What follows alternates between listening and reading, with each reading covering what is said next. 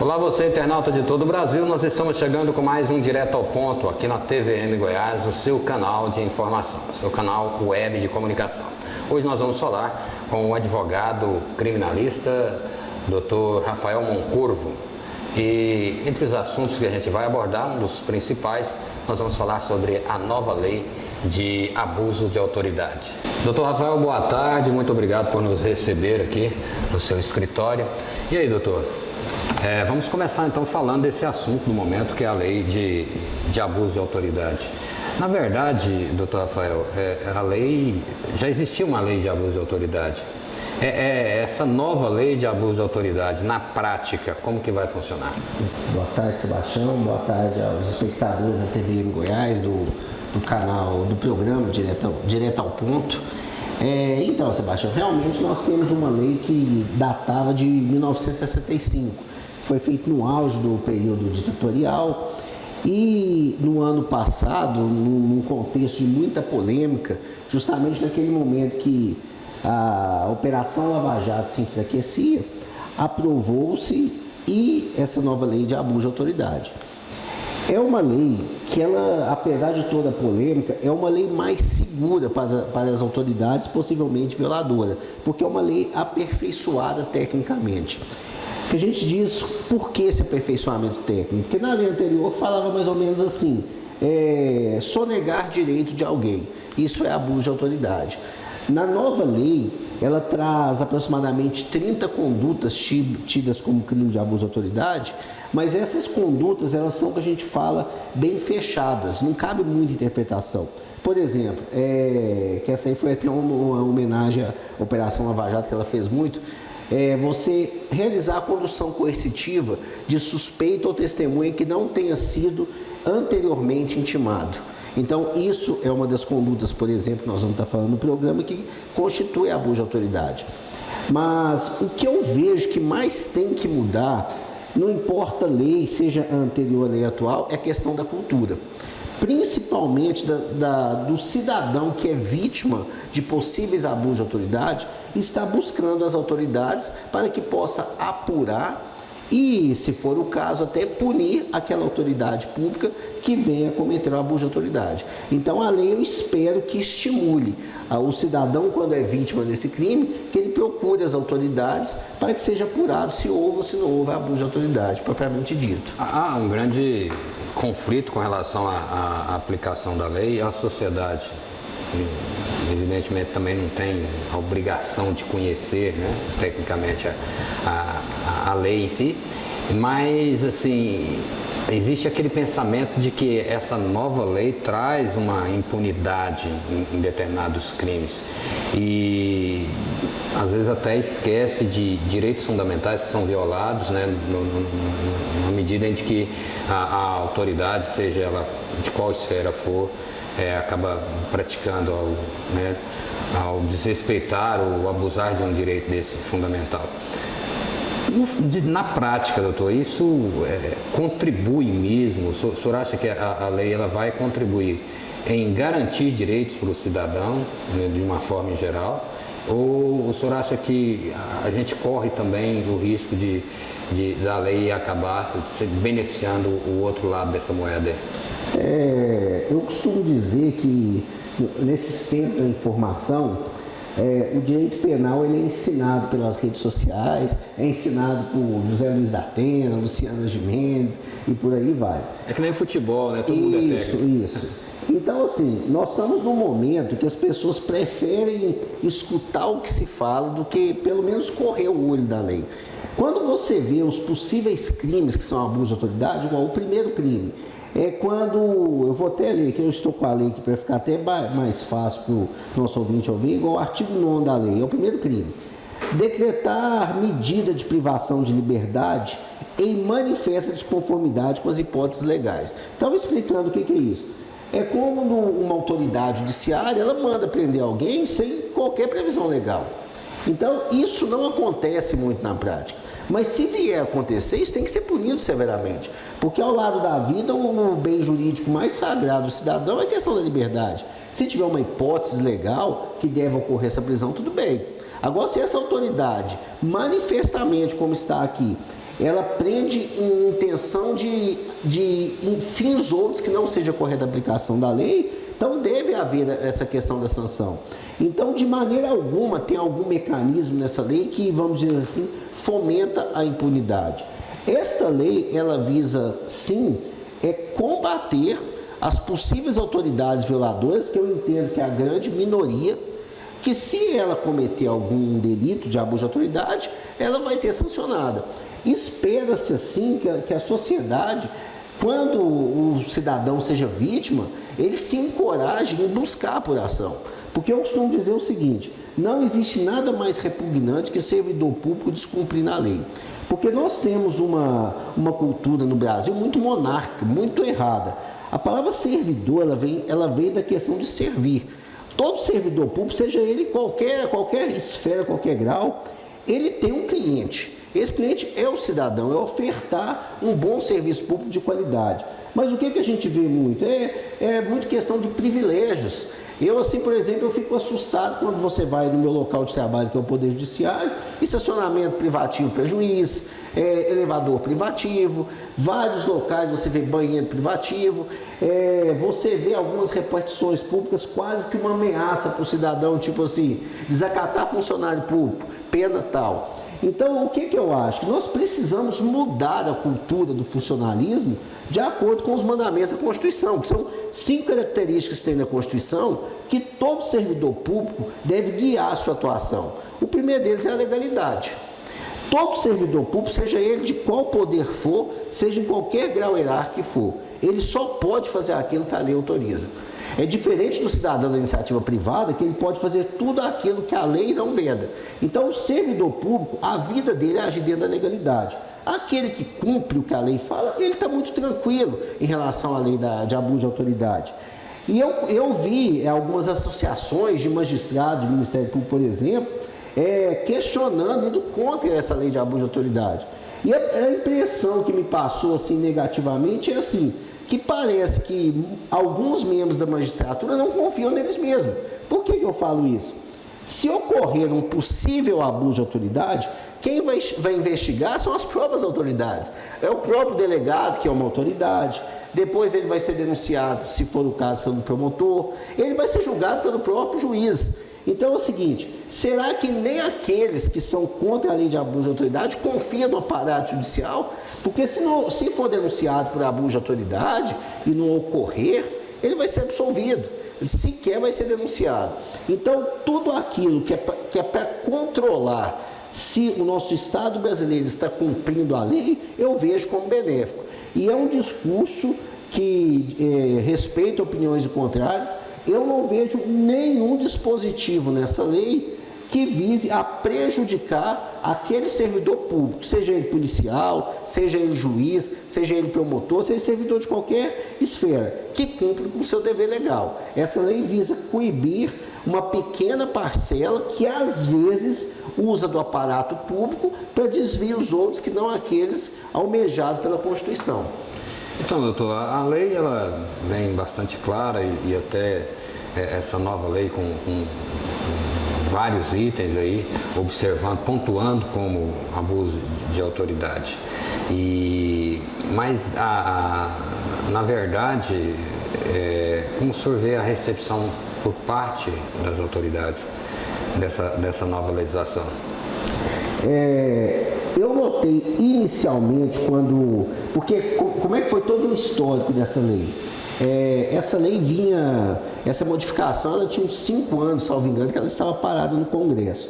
E aí no auge ali da Operação Lava Jato, principalmente o ano passado, essa lei voltou a tramitar. Então, e com essa lei, os promotores da Força Tarefa, lá de Curitiba, do Procurador da República, Deltão Dellaiol, começaram a manifestar contra. E eles gozam de boa parcela midiática favorável. E nisso, alguns segmentos do governo passaram a ser contra, mas os deputados pegaram essa matéria que estava lá há 5 anos, fizeram algumas alterações benéficas, bem mais técnicas, e mandaram para aprovado, foi unânime nas 2 casas praticamente, e mandaram para a sanção do Presidente da República. O presidente da República ele vetou alguns dispositivos legais. E, voltando para o Congresso derrubou vários vetos, que é uma derrota política muito grande para qualquer chefe de executivo, seja municipal, estadual ou federal. E aí passou a questão a politizar. A lei é boa, a lei é ruim. Por quê? Aqueles que supostamente são apoiadores do governo federal, às vezes sem nem ler, falam, não, a lei é ruim. E aqueles que são contra, falam, a lei é boa, sem ao menos aprofundar a questão da lei. E aí, aproveitando esses movimentos que eram contrários, principalmente a Associação de Magistrados, passaram a falar que esta lei poderia punir a questão do juiz que tenta trabalhar, tudo mais. Só que falando que o juiz ia ficar inibido. Mas de cara, no artigo 1º da lei, ela deixa bem claro no parágrafo 2º, a divergência na interpretação de lei, na avaliação de fatos e provas, não configura abuso de autoridade. Então, parcela da magistratura, que não é a maioria, começou a falar que isso aí iria inibir o trabalho dele. Porque o juiz ele tem no seu livro Convencimento Motivado a função de estar aplicando o direito ao caso concreto. Quando um juiz interpreta de uma maneira, por exemplo, diferente de um desembargador, isso não constitui um abuso de autoridade. O que não pode é juiz, desembargador ou ministro estar violando a lei. Um exemplo, supondo que um delegado entenda que uma conduta seja uma prisão em flagrante. Ele atua a pessoa em flagrante, tudo bem. E depois, ao comunicar esse flagrante ao juiz, o juiz entenda que não é flagrante. Ele não vai homologar esse flagrante. Essa interpretação do delegado, ela não é considerada abuso de autoridade. É fato interpretativo. Isso, a questão da interpretação, ela não veda. Então, assim, a pergunta que você me fez, eu saí um pouco, existem sim segmentos cooperativistas, eu vejo da magistratura, contra essa lei de abuso de autoridade, mas até hoje não se apresentou nem um argumento racionalmente justificado. Eu vejo muito mais uma questão de guerra de ego do que preocupação, sim, com um serviço público de qualidade. A gente teve mais assim um conflito político em cima disso aí do que jurídico, né? Para dizer, isso, das pessoas envolvidas no sistema. Eu não falei política, excesso de torcida, que parece Fla-Flu, do que uma análise técnica realmente visando se atende ou não os anseios da maioria da população. É isso aí, nós estamos falando com o Dr. Rafael Moncorvo, advogado em Jataí, falamos agora sobre a lei de abuso de autoridade. A gente vai a um breve intervalo comercial e voltamos em instantes. Aguardem.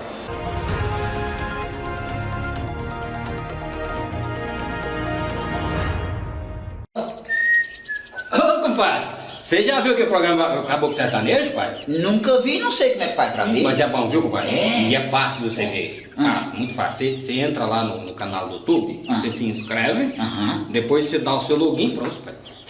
Dá o quê? Login, compadre. Compadre, primeiro que eu não sou de entrar em qualquer lugar. Ainda mais pra dar esse negócio aí, compadre. Dou não, compadre. Dou não. Eu sou da moda antiga. Compadre, Quer comprar barato de verdade? É só na Big Center, a melhor de Jataí. Vem ser feliz na Big Center, a melhor de Jataí, onde você encontra tudo em um só lugar: cama, mesa, banho, enxoval para recém-nascido, carrinho para bebê, mala para viagem, lindas confecções, lindos calçados, relógios, perfumes importados e muito mais. Tudo isso no crediário próprio facilitado nos cartões ou descontos à vista, na Avenida Goiás 865, no coração de Jataí. Venha para a Big Center, a melhor de Jataí. A loja que conserta celular que você queria conhecer. Então, menina, aqui conserta qualquer tipo de telefone celular, qualquer marca, entrega em 2 horas e cobre qualquer oferta da região.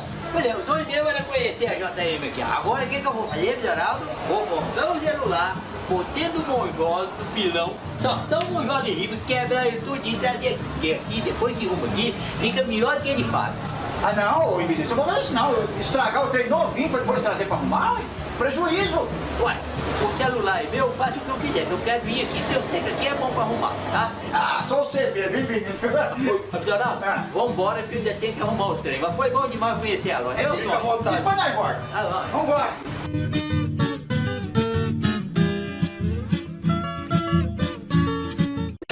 TVM Goiás. TVM Goiás. Sem limites de fronteiras. A Web TV que chegou para ficar, levando até você a realidade dos fatos, cultura e entretenimento, tudo com a qualidade e credibilidade de quem faz com amor. Nas ruas, nos estúdios, no campo, TVM Goiás, sua parceira, onde você estiver.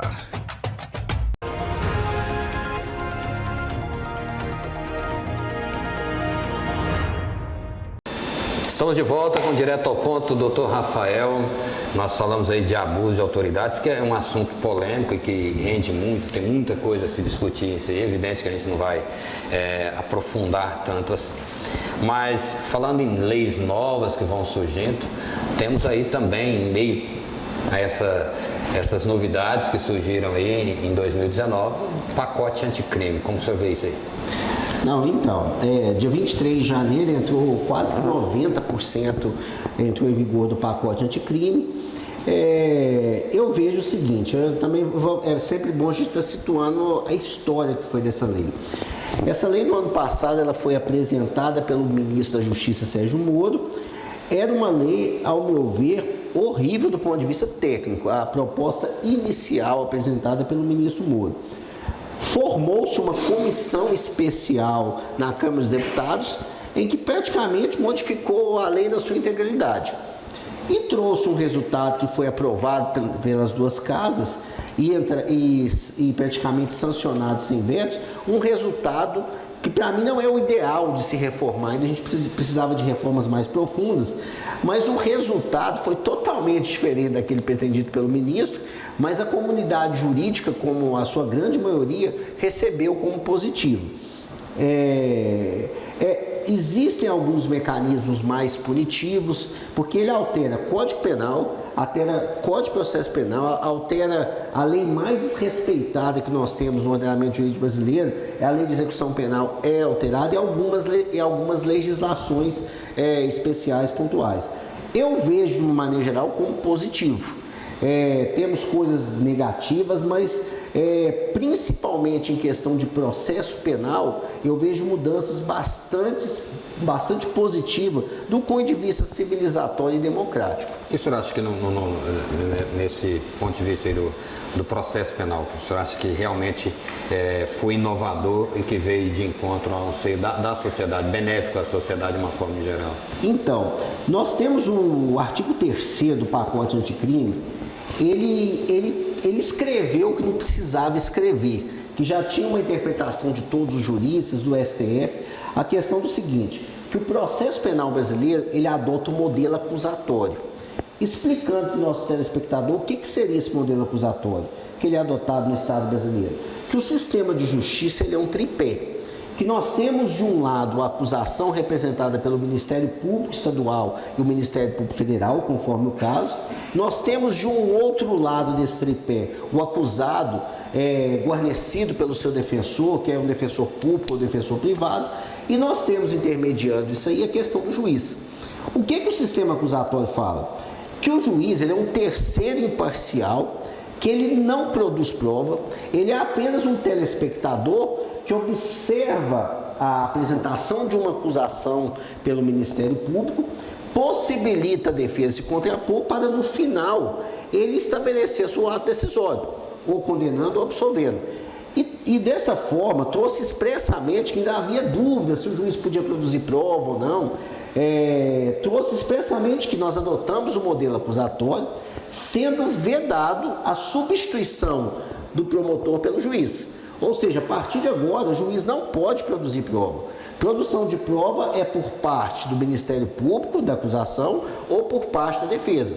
Então, essa questão, você traz um processo mais democrático, você traz uma maior paridade de armas entre acusação e defesa. E para assegurar esse sistema acusatório, o pacote anticrime trouxe a figura do juiz das garantias. Só que o juiz das garantias, por hora, está suspenso por decisão do ministro Fux, vai fazer umas audiências públicas e tudo mais. O que é esse juiz das garantias? Nós temos, na persecução penal como um todo, a fase investigatória e depois nós temos a fase processual. Nessa fase investigatória, que é a fase de inquérito, existem alguns atos de investigação que é obrigatório a autorização ou não do juiz. Por exemplo, quebra de dados bancários, escutas telefônicas, escuta ambiental, decretação de prisão preventiva. No modelo que nós temos atual, o juiz que vai conduzir o processo é que decide anteriormente se está autorizado a prisão preventiva, se está autorizada a quebra de sigilo bancário. E o que acontece que em vários países da Europa, que tem esse juiz das garantias, vários países da América do Sul falam o seguinte: o juiz é um ser humano. Como ser humano que ele tem uma dissonância cognitiva, ele tem um elemento psíquico.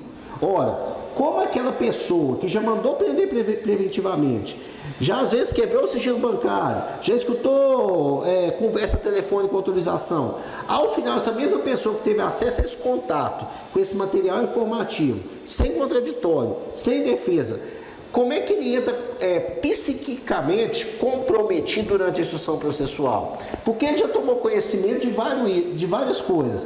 E acaba pesando mais, né? Acaba pesando porque ele é um ser humano. Por mais que ele busque decidir com a prova nos autos, acaba que ele pensa assim... Usa consciência a defesa apresenta uma boa tese defensiva. Aí na cabeça do juiz, eu vou absorver aquele mané que eu já vi os dados bancários, que eu mandei prender preventivamente, agora eu vou absorver. Então, assim, com o intuito de dar mais imparcialidade no processo penal, criou-se essa figura do juiz das garantias.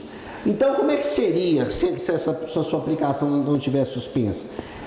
Nós teríamos um juiz que iria decidir todos os atos até o oferecimento da denúncia pelo promotor. Aí foi feita a investigação, decretou prisão ou não, quebra de sigilo bancário ou não. Termina essa investigação, o delegado manda para o Ministério Público. O Ministério Público oferece uma denúncia, o juiz das garantias, que já atuou nessa fase de investigação, ele ia fazer o seu tirocínio, eu acho que tem indício de crime, vou receber essa denúncia. Ele recebe a denúncia e sai de cena. Passa a ter o juiz do processo, como nós temos hoje.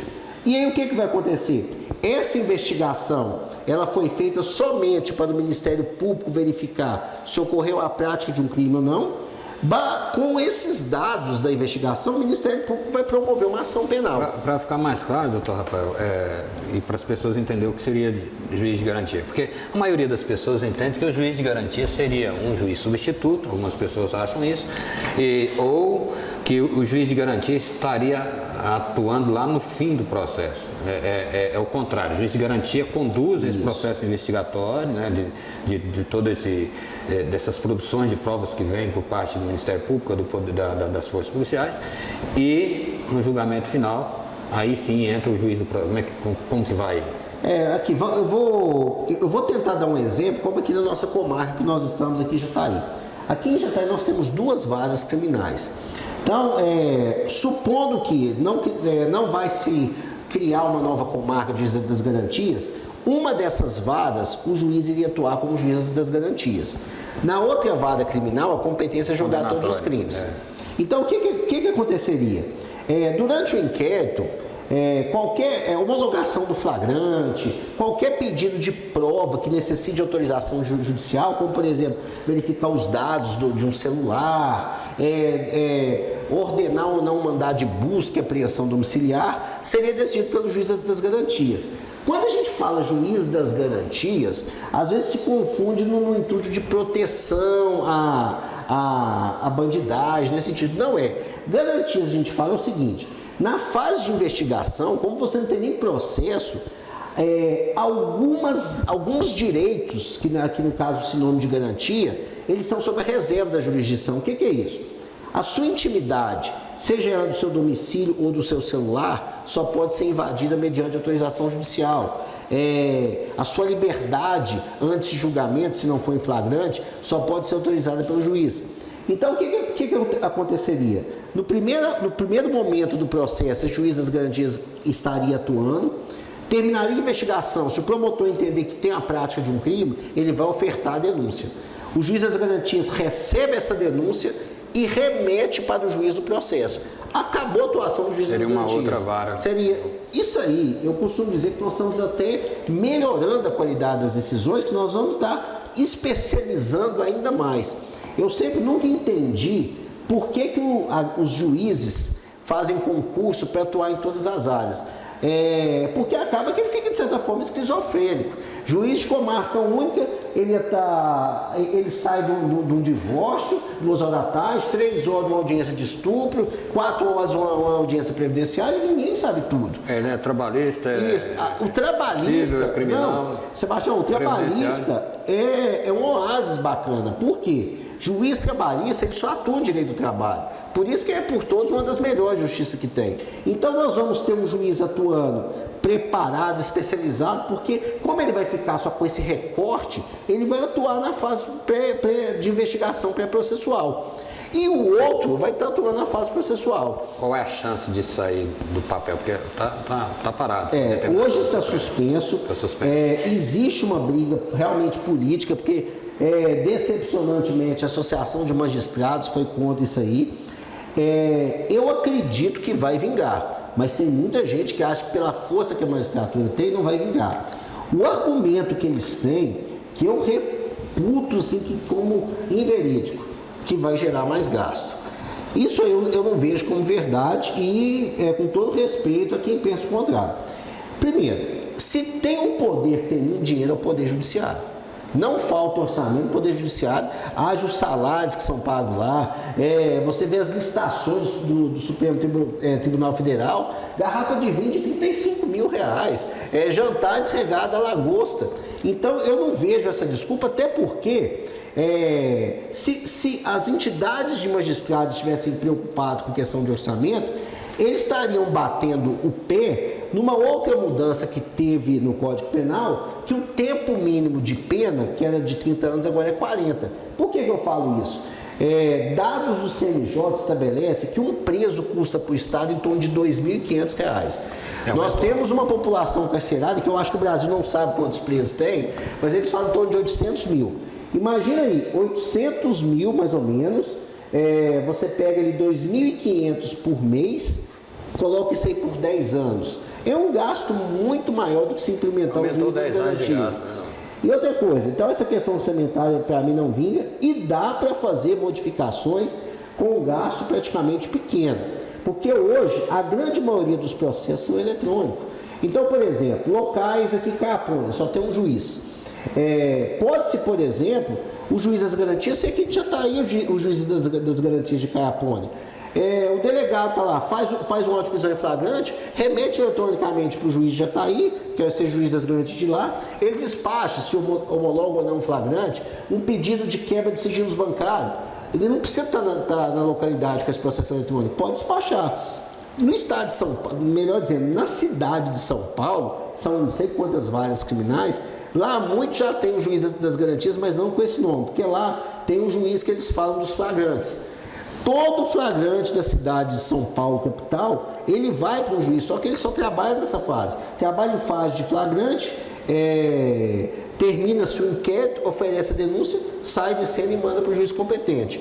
Então, assim, estruturalmente e logisticamente, tem como sim implementar o juiz das garantias. Mais uma vez, o debate não é racional, o debate é muito mais pelo senso comum, chega a ser um debate político que não tem espaço aqui para o juiz das garantias. E para mim, quem é contra o juiz das garantias, eu sempre faço a indagação. A quem interessa, nós temos um processo penal menos imparcial. Então, eu sempre falo que a punição ela é bem aplicada quando você tem um processo bem feito. A punição sadia é aquela punição que ela é aplicada por um juiz imparcial e ela é no Senado de devido processo com direito a contraditório e direito de defesa. Então, é um avanço civilizatório. Lamento muito, por hora está suspenso. Eu até concordo que o prazo de vigência foi muito enxuto. Poderia se ter colocado que entraria em vigor 6 meses, 1 ano, 1 ano e meio. Isso aí porque a gente precisa adaptar. Mas se não passar, se não cair essa suspensão no Supremo Tribunal Federal, nós estamos perdendo uma chance muito grande de nivelar com as maiores democracias do planeta. É isso aí, nós estamos falando com o advogado criminalista Dr. Rafael Moncorvo. Nós discutimos aí sobre a lei, o pacote anticrime sobre a lei de abuso de autoridade. A gente vai ao intervalo comercial, voltamos com o nosso último bloco. Fique ligado, TVM Goiás com você, onde você estiver.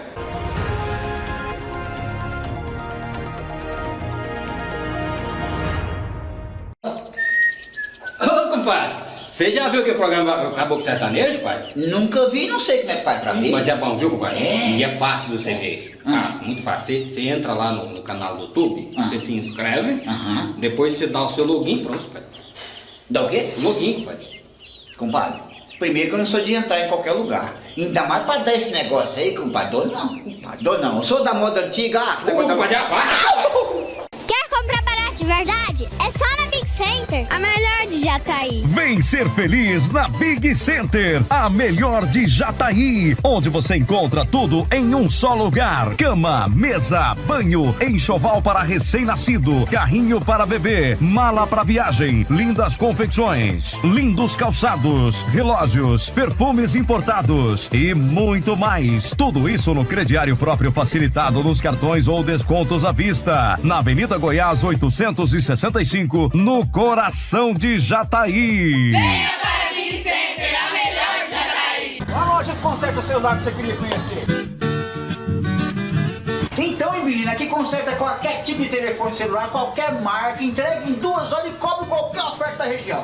Por exemplo, o sonho meu era conhecer a JM aqui. Agora o que eu vou fazer, Geraldo? Vou comprar um celular, vou dentro do monjolo, do pilão, só tão um monjolo de riba, quebrar ele tudinho, trazer aqui, depois que arruma aqui, fica melhor que ele faz. Ah, não, ô, menina, isso não vou fazer isso não. Estragar o trem novinho pra depois trazer pra arrumar, ué. Prejuízo. Ué, o celular é meu, faço o que eu quiser. Eu quero vir aqui, eu sei que aqui é bom pra arrumar, tá? Ah, só você mesmo, hein, menino? Geraldo, vambora que eu ainda tenho que arrumar o trem. Mas foi bom demais conhecer a loja. Fica à vontade. Isso vai dar embora. Vambora.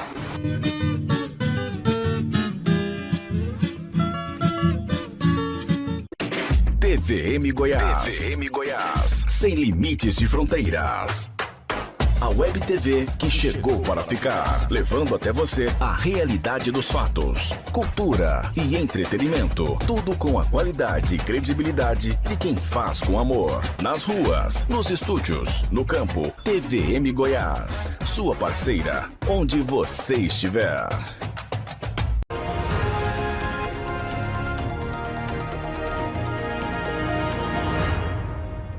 Estamos de volta com Direto ao Ponto TVM Goiás, com você onde você estiver. E olha só, alertando a todos que estão nos assistindo, você que nos acompanha nas nossas redes sociais, nas nossas fanpages, no canal do YouTube ou mesmo no nosso aplicativo. A TVM Goiás está no ar de segunda a segunda, 24 horas no ar. A nossa programação local entra no ar a partir das 11 da manhã, vai até às 13h45. E também nós temos aí mais de 1h30 de programação no período da tarde. Você pode acompanhar os nossos programas Direto ao Ponto, TVM Cultura, Click Like e toda a nossa programação você acompanha na rede. Para você acompanhar é simples. Nas redes sociais, TVM Goiás, em qualquer um dos canais sociais, você pode digitar TVM Goiás, que você vai encontrar a nossa programação. Você vai acompanhar ao vivo todos os dias a partir das 11 da manhã. E o nosso aplicativo você encontra na sua loja de aplicativos, no Play Store. É só você baixar o nosso aplicativo TVM Goiás, que você vai acompanhar a programação da TVM Goiás e também da Rede Brasil de televisão. Dr. Rafael Moncorvo, vamos terminando aqui o nosso bate-papo. Foi muito bom, muito obrigado pelo senhor nos receber aqui. Foi de muita valia. A gente tem muita coisa para discutir dentro desse tema, é amplo, mas eu espero que as pessoas que nos assistem, estão assistindo, pode ter sido esclarecedor para eles, e as pessoas que não entenderam, vai ter esse material em acesso lá no nosso canal do YouTube, que pode ver e rever quantas vezes for necessário. Em nome da TVM, a gente agradece ao senhor. Vamos um bate-papo rápido aqui, doutor, direto ao ponto. A justiça, o senhor acha que a justiça ela é vendada para todos ou a justiça não é igual para todos? Eu acredito sim nas nossas instituições.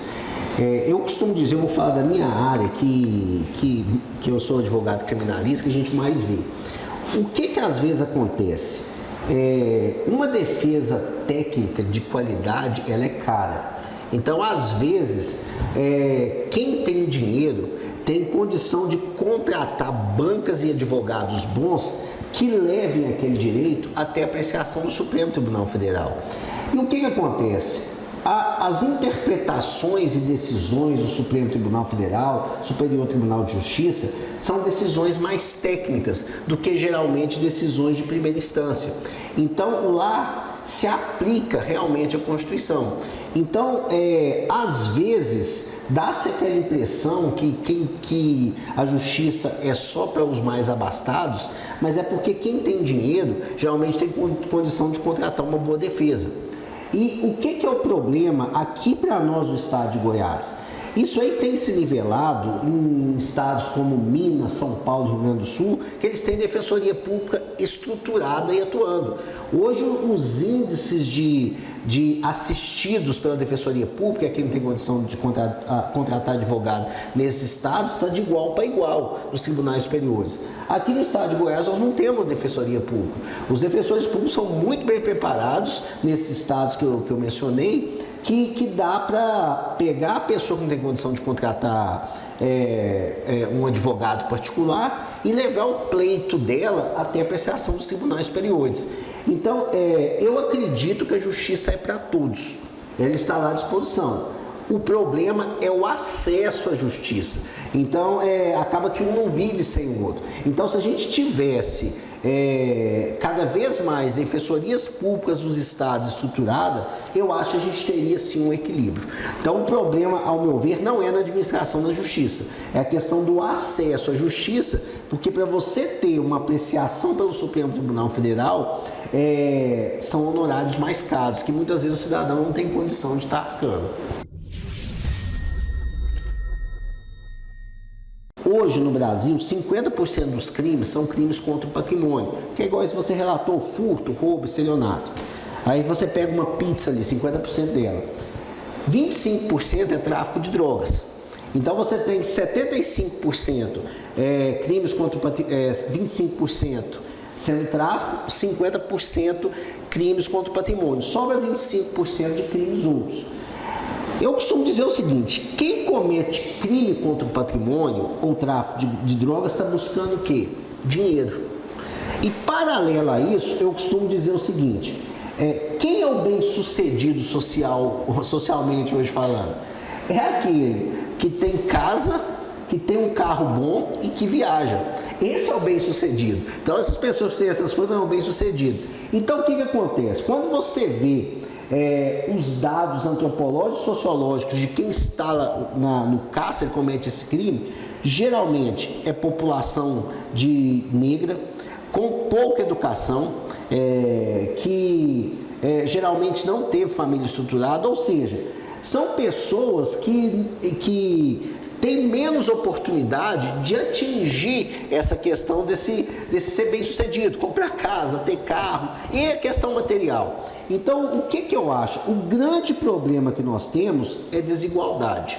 É lógico que não se justifica você cometer crime em troca de patrimônio. Só que mentalmente, eu costumo dizer que nesse momento agora, está nascendo um menino numa favela qualquer do Brasil, que a mãe tentou abortar 3 vezes e não conseguiu, que é completamente abandonado, ele vai criar nessa favela.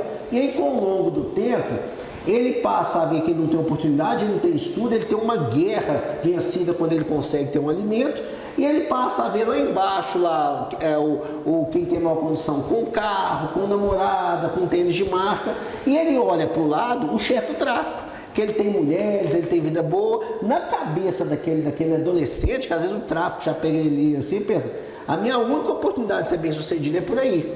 Então eu acho assim, se a gente se possibilitasse no combate da criminalidade, também fossem feitas políticas públicas estruturais, como mais acesso à educação, mais acesso à cultura, você atacaria muito a questão da criminalidade, não só com o direito penal, porque o direito penal ele tem sido cada vez mais severo desde 1990 para cá, e o crime está aumentando, porque é muito fácil para um congressista, com uma canetada, falar que a pena de um crime era 10 para 20. Isso aí ele não faz um cálculo, não tem embasamento técnico, e você muda a letra da lei, você não diminui a criminalidade. Você não vê pessoas que cometem esse tipo de crime e falam, não, eu cometo crime porque a lei é frouxa. Ele comete crime porque na cabeça dele é o jeito que ele tem de ser bem sucedido socialmente. Então eu acho que nós temos sim que modernizar muita legislação penal, nós temos que modernizar o aparato do Estado, mais estrutura, principalmente para as polícias, mas nós temos que ver também quem é o tipo de bandido que nós temos encarcerado hoje. Será que o motivo é só essa legislação que alguns falam que é frouxa, que não é verdade? Não. Nós temos todo um contexto muito bem pesquisado pela criminologia de quem é. Então eu acho que nós temos que agir contra a criminalidade, não só em direito penal. Nós temos que atacar esse problema não nas suas consequências, mas nós temos que ver qual é a sua causa. Eu costumo dizer o seguinte, você não trata uma pessoa de câncer só dando um analgésico. Você tem um tratamento duro, que é a quimioterapia, por exemplo, que seria esse tratamento. É um tratamento de política de Estado. O Estado tem que estar presente não só no direito penal, ele tem que estar presente em outras vertentes. Distribuição de renda, no ponto de vista do senhor, seria uma das formas de a gente contribuir com a justiça. Isso, nós tivéssemos uma distribuição de renda. Essa distribuição de renda que eu falo é questão financeira. Eu falo é você ter um Estado em que aquele que nasce numa família mais pobre, ou até mesmo sem família, como acontece. Tem condições de estudar, tem condições de estudar. Não adianta a gente fechar os olhos para essa realidade. Será que quem nasce numa família de menos condições tem as mesmas condições de competitividade de prestar um Enem do que aquele que na escola particular, curso de inglês, professor particular, tem comida em casa todo dia? Não é igual, não é igual. Eu sinto que esse 2020, eu penso que eu sinto a população mais otimista do que estava nos outros anos.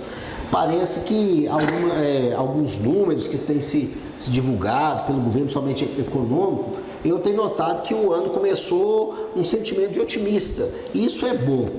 Na minha área específica, eu falo o seguinte, principalmente com esse pacote anticrime, eu costumo dizer para os colegas advogados o seguinte, está cada vez endurecendo mais a legislação para o direito de defesa.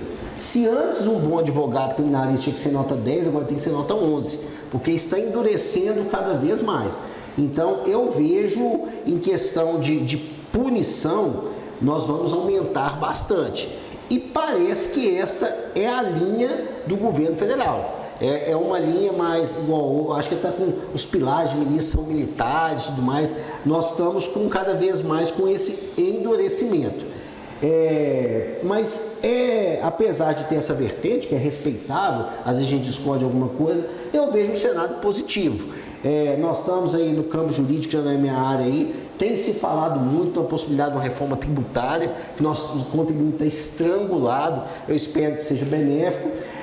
Só que eu acho assim muita dificuldade, às vezes, apesar de ser federal, está vindo uma reforma tributária em época de eleição municipal. A gente sabe que deputados federais eles são diretamente interessados em municípios.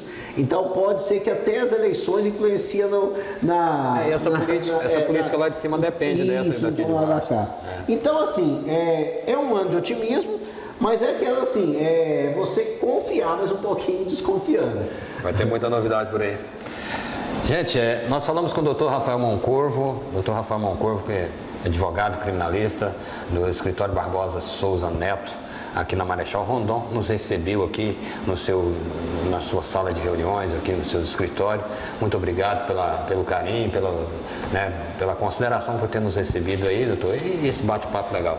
A gente espera voltar e falar com o senhor de novos assuntos e espera falar mais vezes. Fique ligado na TVM Goiás, você pode acompanhar a nossa programação através dos nossos canais sociais, nas nossas redes sociais, nas fanpages, você pode nos acompanhar também no canal de YouTube, você pode nos acompanhar também através do nosso aplicativo. Você que não tem o aplicativo, é só baixar o aplicativo lá no Play Store, na sua loja de aplicativos. Em breve também, eu acredito que no máximo em um mês ou pouco mais que isso, a gente já vai estar também com o nosso aplicativo à disposição lá no iOS para você que tem os iPhone. Muito obrigado por você ter nos acompanhado. Fique ligado na nossa programação. TVM Goiás, com você, onde você estiver.